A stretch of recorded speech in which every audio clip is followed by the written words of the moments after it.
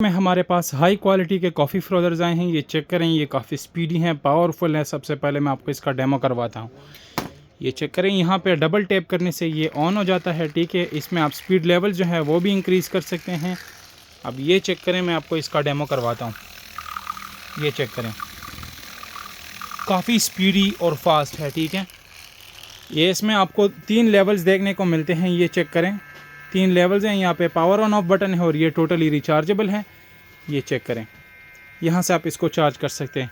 High quality में आता है। ऑर्डर बुक करने के लिए आप हमारे वेबसाइट lala-import.pk विज़िट कर सकते हैं। इसके अलावा व्हाट्सएप पे कांटेक्ट करके ऑर्डर बुक करवा सकते हैं। ये हर एक फ्रोज़र के साथ इस तरह के 2 अटैचमेंट्स आते हैं। ये चेक करें, एक ये वाला और ये वाला। ये वाइट के साथ आता है, इसके साथ एक ये आता है। एक आपको इसके साथ चार्जिंग केबल देखने को मिलता है।